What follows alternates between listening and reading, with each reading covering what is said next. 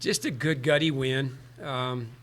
It was, that team won the league last year, and we played them the right way tonight. I thought defensively, the kids just defended their tendencies, defended the scouting report really well. We let 20 go a little bit late, but we made big shots, and this team is they're coming. This group's coming. I thought they just found a way to win. Big free throws late, couple big rebounds, big three by, Brocky here, and that was just a fun win against a really good team.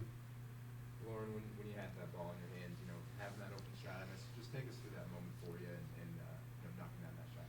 Yeah, I've just shot so many, three-pointers in these past couple weeks. I just knew that when my time was to come that I'd be able to step up and knock down that shot. And my teammates have so much confidence in me and my coaches, so they've just been telling me when your time comes, get ready to knock down those shots. So it was pretty easy once the ball was in my hands, just let it fly. It seemed like you were building some confidence there in the third quarter with a couple other shots. Where was your confidence at, before that shot? I think it just starts in practice. My teammates are great. Every day we get to grind out with each other. We learn a little bit more. So being a freshman and this being my first conference game, I didn't really know what to expect. But, having people like Lore and Tatum who have so many games under their belt out there with me, it helps a ton. So it's great to have them too. Ryan, you brought up how you guys let Anderson go a little towards the end. She had sat through 2 minutes left. You called a timeout. What was the message in the huddle during that time? Ask Laura what the message was, because she got no, it's all good now, isn't it, Laura? So, and I knew Laura was going to make those free throws because this kid can compete like crazy. She wasn't going to let her team down, and the message it literally was score, stop, score. That was the message, and we did that. We made free throws, and we got a big stop, and thought about calling a timeout. It looked like we had some advantages when Gracie was in the push, and against Vegas, because their quickness is so good and so disruptive, to run any set plays or anything like that where they can switch out and blow up wasn't going to work. So we just went with the motion in that last possession, and Brocky just showed some great courage, and these kids responded. They responded to some adjustments on the defensive end, and again found a way to make one more basket, I guess. Laura, you were perfect at the line in the game. You had a bunch of key fourth quarter free throws. How did you kind of keep your nerves down even when it started getting the crunch time? I struggled a little bit at the free throw line the last few games, and I don't think that's one of my habits. But I practiced a lot of them, and I was like, I can do this, so just stay calm. She missed one last game. I guess that's shooting bad. So. When the offense, has some struggles like it did there in the first three quarters, how important is it that the defense stepped up? Well, that's us, right? The defense is always where it's going to start for us, and so it was really important tonight when there was just no flow, and two, a lot of long defensive possessions, Colin. So that's really difficult. You grind it out for close to 30 seconds on the defensive end, and because they're so disruptive offensively, you're not going to find a good, quick shot. So you got to grind out your motion. And we got a little tired.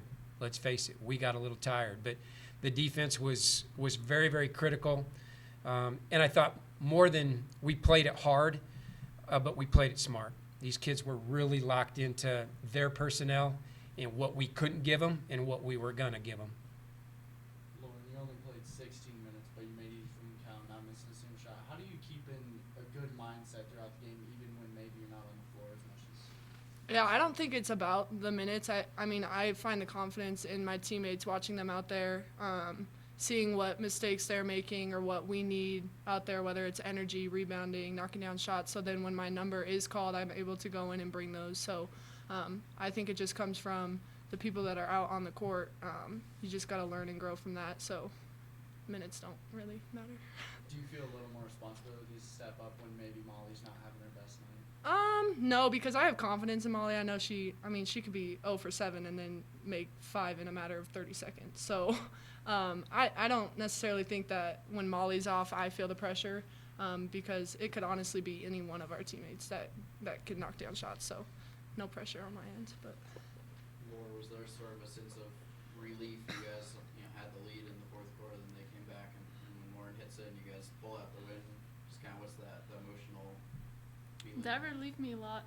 And then she also got a big time rebound after, so she was clutch too.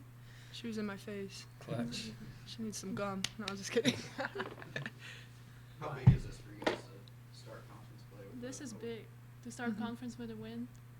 So, and we didn't even play our best game, I think. So, we can only do better next game, I guess.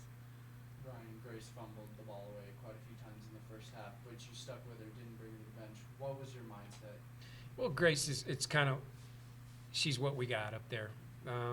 And, Grace has actually had a really good year handling the ball for the most part, assist, turnover ratio stuff. But, because we didn't read how they were guarding Molly a little bit, Molly would tight curl and Gracie didn't read the curl. But you got to stick with that. She also made some really good plays. And we have some inexperience out there. These are good growing moments. But I thought Gracie made some big plays late for us, and we're going to just stick with that. We don't have any other point guard, really, against that pressure. But I thought tonight we probably had a little bit of nervous energy. You could just sense it. We just got off to, I don't want to say it was a flat start, but it was kind of an anxious start, kind of like, the nerves maybe kind of bounded, we were kind of bound up a little bit. But that fourth quarter, we loosened up. I think we learned a lesson tonight that you just got to go, let it fly, play like with your hair on fire, and not be nervous, not be afraid, whatever you want, words you want to use. I think we learned that with this young and inexperienced team. Was it a little disappointing to see after she had a career high in assists last game, this game, she starts pretty slow? Was that kind of disappointing for you to see her? Yeah, that's, I expect more out of her. Absolutely. We can't have, she knows she can't have that many turnovers.